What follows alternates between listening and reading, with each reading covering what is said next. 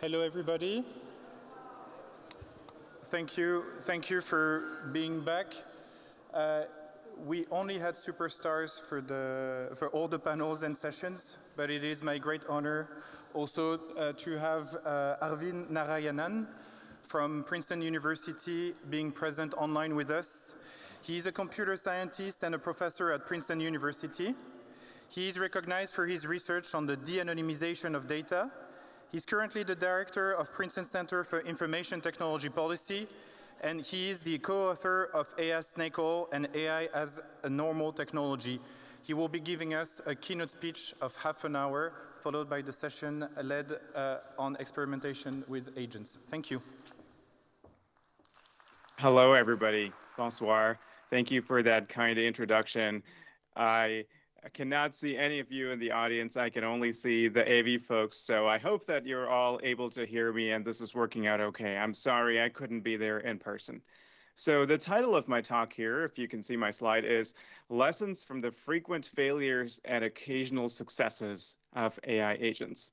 So it is my belief that while AI agents have a lot of potential, the way in which they have been so far developed and deployed and marketed by AI companies is maybe not the best way. And there are a lot of lessons we can learn from that. And I hope that my talk will have something interesting for you, whether you're a researcher, a developer, a policymaker, someone working at a company who is thinking about deploying AI agents, or whatever your role might be in this space.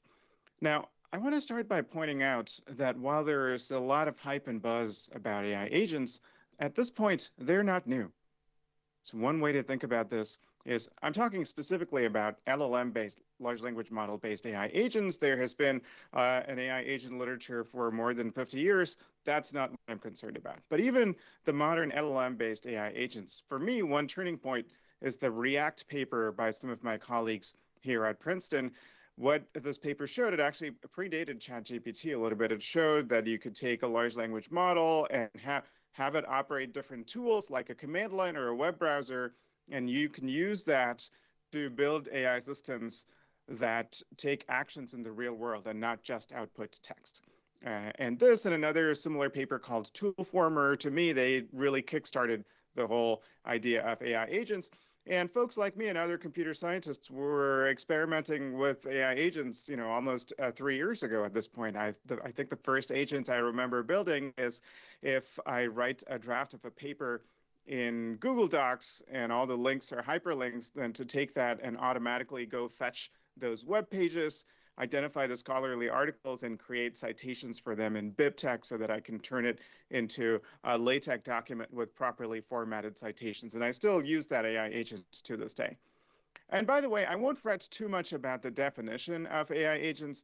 I'm talking about software that goes beyond outputting text, can take some actions in the real world, actions towards some goal, and it uses large language models for taking those actions or for decision making. So those are the essential components of agents, and I'm being told that my slides are not visible. I apologize. Let me try to fix that. And this is what I've been talking about. So I don't think there was anything in my slides that you didn't get from what I was speaking. So hopefully things are still pretty clear. Again, to recap, AI agents are nothing new, language model-based agents, and there have been many ways in which the way they've been developed and deployed have kind of gone wrong, and we can draw lessons from that. So that is going to be the point of my talk. Okay, and we have many papers that are somewhat related to this talk. I lead a group here. The webpage is called The Science of Agent Evaluation. You can go check that out. Now, one point I want to make is that AI agents have been proposed, developed, somewhat adopted for the whole spectrum of tasks on the left, ranging from relatively mundane, like shopping agents. OpenAI says their new browser is going to do shopping for you, customer support agents, etc., and then various professions like the legal profession. And on the more ambitious side, let's automate all of scientific research, which will usher in a new era of humanity where these agents are going to be advancing science autonomously at a pace that's a million times faster than what human scientists are able to do. And I want to point out that most of these promises so far have not panned out. I'm pretty confident that most of you are not using AI agents for shopping online. You're still doing it the traditional way. And I can tell you the legal profession has at least not yet been revolutionized. I collaborate a lot with lawyers and legal scholars. And I can tell you that at least so far, AI agents and large language models are having a more negative than positive effect on scientific research. Funnily enough, right now, the international conference, the ICLR or ICLR conference is going on in machine learning, and you can see complaints online about how papers generated with LLMs and agents, as well as reviews generated with LLMs and agents, are almost causing a collapse of the whole process. So we're still far away from AI agents productively impacting scientific research. And here are some examples with simple things like customer support. Klarna made a well-publicized effort to get rid of its human customer support agents. It turned out the AI agents didn't work that well. They had to hire people back. There have been these products that supposedly will automate your shopping for you, and they don't even have a physical screen. You can just talk to them. They will do things for you. Have not really panned out. This is Sakana Labs, one of the labs that has been claiming that they're going to automate scientific discovery. Again, hasn't quite panned out. And I want to point out that again, this is somewhat old. So here's an example of AI agent hype from 2.5 years ago. This was very shortly after GPT-4 was released. And many people thought, and Baby AGI was one of the projects that tried to do this, that you could just take a language model, put it in a loop where it decides what action to take next and what command to run or which web page to retrieve. And that's it. That's all you need for artificial general intelligence. That is, AI systems that can do the entire spectrum of tasks that expert humans can do in any field. And so some of these visions for how how easy AI agents are apparently going to be now seem, with the benefit of hindsight, I think a little bit silly. And I suspect that a lot of the hype that's happening now, a few years from now, we're going to look back and wonder, what were we thinking? So instead of waiting a few years, can we have some principles now for what kinds of things can be solved well and maybe cannot yet be solved well with AI agents? So that's my goal today.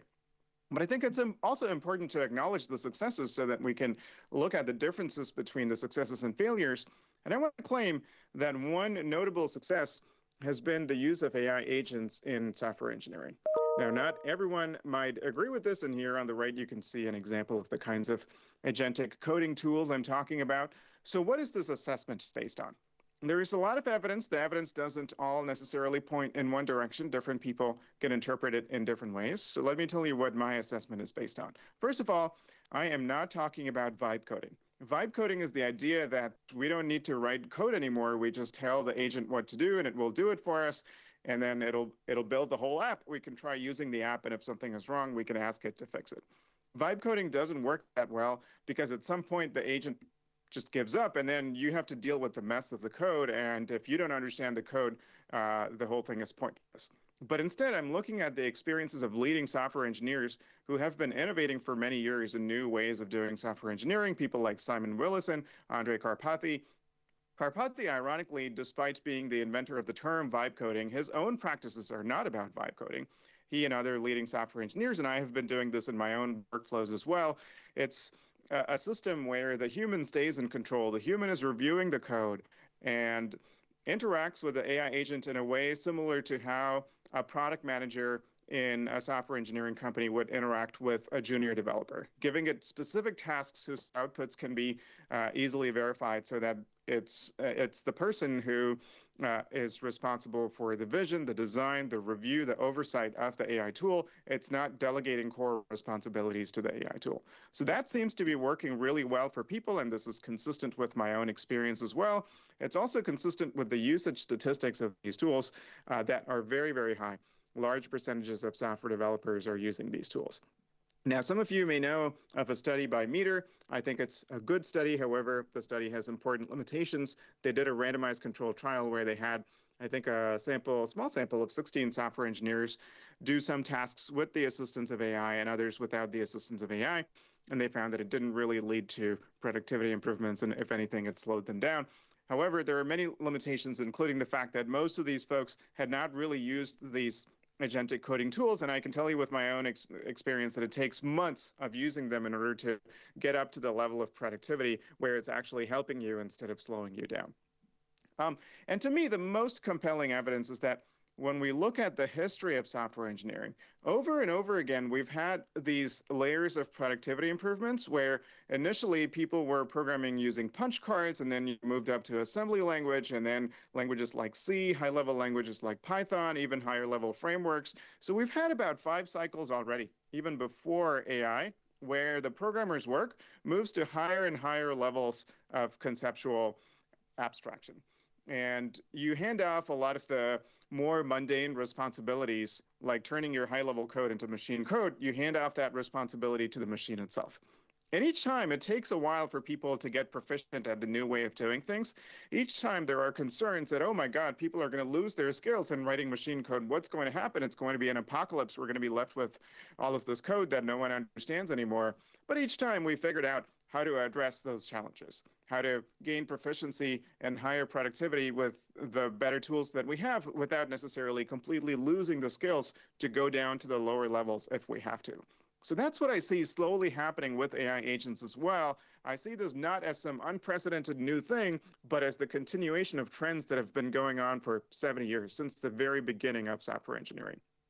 And we can also look at other industries outside of software, and we can see that the historical patterns tend to be pretty slow, but we do have well-established ways in which these new tools are going to reshape a profession over a period of time. And it's all of these factors together that lead me to call this a success story, but we're still in the early days of the success story, but the impact has already been profound. And I think, to me, what is happening with AI agents in software engineering is a good example, something to learn from, something that can perhaps be emulated in other professions. And I do want to mention one other factor that so far I've been talking about productivity, but just going based on my experiences and that of others in using these AI agents and being able to delegate the more mundane tasks to them, it's more than productivity. It just changes the experience of doing software engineering, so you can focus on the more interesting things, the things that require human judgment and experience and taste and those types of things. And really, looking back at my software engineering experience now versus 3 to 5 years ago, it kind of mentally feels like trying to go back to punch cards. I don't think I will ever go back to software engineering without the assistance of AI agents. So these are all the set of factors that together lead me to call this a success story. And in terms of this slow production and other slow productivity improvements in other industries, we have talked about this in an essay called AI as Normal Technology with Sayash Kapoor, who's also the co-author of the empirical work that I'm doing on AI agent evaluation. And I won't go into too much detail on this, but we talk about how this invention, innovation, diffusion cycle is going to take a pretty long period of time, potentially decades. So when I say that agents have been great for software engineering, I'm not saying that the process is complete. I'm saying that we're in the early stages of a process that will take a decade or more. And based on the science so far, I'm confident that it's going to leave us in a better place than we started with. So that's the way to interpret my remarks. Okay, so even when I talk about success, I'm talking about something very subtle, right? I'm not talking about overnight transformation. I'm not talking replacing software engineers with AI agents. That's not the success story we should be looking for. So with that in mind, the main thing I want to tell you about is when I look at the history of AI agents that haven't panned out, I think 3 strong patterns stand out. One is what we call the capability reliability gap. These agents today are capable of very cool things. So here's one of the products. This is not about the specific product, right? It's not about blaming specific companies. That's why I've blacked out the name of the product. But you can see here that you can just tell it what you wanted to order on DoorDash, and it can do that for you. And that's pretty cool. This is not a capability we had a couple of years ago. However, it's unreliable. It delivered it to the wrong address, right? And so this is a big problem. We've had unreliable AI agents even before large language models, things like Siri and Alexa on our phones. But here's the thing. If Siri plays the wrong song 10% of the time, that's merely annoying. But if one of these AI agents is going to order the wrong product or to the wrong address 10% of the time, that's dead on arrival. Nobody's going to want to use that. So that's why reliability is a serious limitation. It is as yet unsolved. And without solving it, I don't think we're going to see the deployments that we have been promised. And the reason for that is that if you're using these large language models behind the scenes, then maybe each invocation of the LLM can fail with a 2% probability. But to carry out a complex task like navigating a website and ordering something, you have to take 20 different steps. And each time that 2% probability is going to compound. And eventually you end up with a pretty high failure rate. And so the big question is this going to be fixed quickly? Some people think yes. Our guess is no. And a good analogy is how long it took from the early development of self-driving cars, more than 20 years ago, to get them to a level of reliability where the accident rate is lower than human drivers. That was a very slow slog. And each order of magnitude improvement in reliability took, a period of several years, potentially new techniques. That's what we're going to need, we think. And the other thing is, I'm going to show you a slide from one of my technical talks. My point is not to go into detail on this, but merely to point out that when I say the word reliability, we mean at least 6 to 8 different things. The consistency with which the agent solves the task each time. If it does it differently every time, there are reasons why it's unreliable. How sensitive is it to changes in the environment, like the website you're navigating or whatever, and various other properties. So it's a whole set of challenges that needs to be solved. And so my belief is that until these challenges are solved, we should not be using it for full automation. We should be using it for augmentation of human potential. That's something that the software engineering world has gotten right. People are not trying to use it to remove the role of software engineers and automate the process of creating software. They're using it as a tool to augment the productivity of software engineers and make them do more things, harder things with their time and creativity. And again, the reason for that is that if these things were 100% reliable, you can use them for automation. But even if it's only 95% reliable and you try to automate, someone has to come in and clean up the other 5% of the time. And that often ends up being worse than the person having done everything in the first place. And there's a really nice essay that talks about this, that we should design these agents for collaboration and augmentation rather than automation. And I want to give you one case study from this essay. They looked at, in the medical domain, a tool called Chexpert for automating radiology, for reading scans and, maybe classifying them as disease positive or not positive. But when they tried giving radiologists this tool, it didn't work that well. It didn't help the radiologists that much. And the author's diagnosis, no pun intended, is that the reason for this failure is that you design a tool for automation, it doesn't work that well for augmentation. You have to design the tool differently if you want it to actually help radiologists, because the tool wasn't providing good explanations or any explanation. So it was unclear to radiologists when they should override the tool's decision. They can't have a back and forth conversation with it like they can do with another human doctor. And they were concerned that they would just lose their skills over time if they delegated everything to the machine. So if you wanted to actually help radiologists, the user interface has to have all of these features.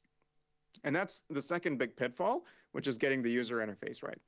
And I think this was part of the reason why some of these products I showed earlier that said, oh, we don't need a screen anymore, you can just talk to your agent. Well, when it works well, it's a beautiful experience. But when something goes wrong, it can't even show you what has gone wrong because it has a very, very limited ability to display some text by projecting some text on your hand or whatever. It doesn't actually have a screen. And some have argued that with new upcoming AI agents, such as the browsers from OpenAI and others, companies are falling into a similar pitfall.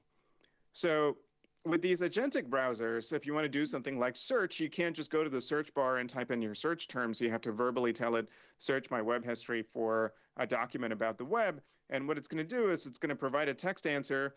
Some of it might have links to the documents that you actually want. Some of it might be text produced by the agent itself, which might be hallucinated, et cetera. And Anil Dash, who is a prominent software engineer, argues there's a reason we don't use command line interfaces anymore. And it's a giant step backwards to go from the polished interface of a web browser where you can graphically look at your search results, figure out which is the document that you want, to go back to this command line interface where there's much more cognitive load on the user to figure out what is going on. So maybe Anil is right, maybe he's not. But the point is that we still don't know what the right user interfaces for these agents should look like. And I think that's part of the reason why we don't have AI agents for shopping as well, because the hard part is understanding the preferences of the user. If you're booking a flight, do you want nonstops? Which airlines do you prefer or not prefer? Various other things. And we have graphical interfaces that are pretty optimized for eliciting those preferences from the users. And these AI agents have to do everything over a text-based interface, which makes things worse in a lot of ways. And I would argue that maybe these shopping agents or travel agents are not even a problem that needs to be solved. We just need to make our existing websites better. And in a lot of cases, AI agent companies are solving the wrong problem.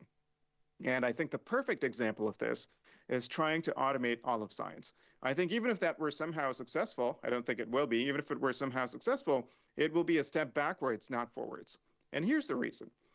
If you look at the slide here, the way that AI companies are looking at this is they're thinking, oh, the point of science, the point of a scientific paper is to find the solution to a given problem.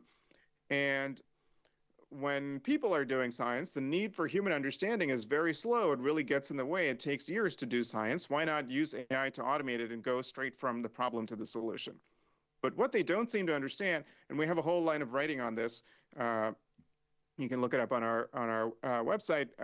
I won't go into too much detail here, that in many ways, the act of writing a paper is just an excuse for scientists to develop that human understanding. And that's really the point of science. And that's what allows all of these things like solving new problems or finding errors or figuring out the consequences of these scientific insights for industry or policy and so forth.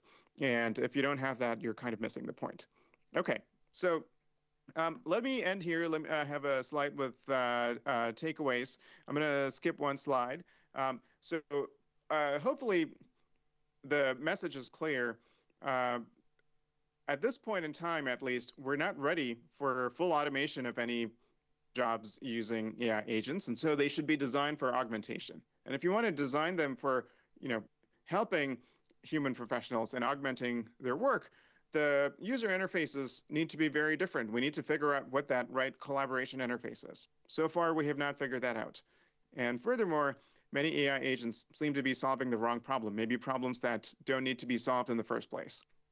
And even if you get all this right, the success that we should expect is gradual transformation of professions and industries over a period of maybe 10 years as people learn to adapt to these new workflows and figure out, in many cases, new business models, new way of structuring organizations in order to take best advantage of AI agents. It's not going to be a simple story of replacing professionals with AI agents. That's the message I have for you. I hope this was interesting, and I look forward to a little bit of Q&A if we have time. Thank you so much.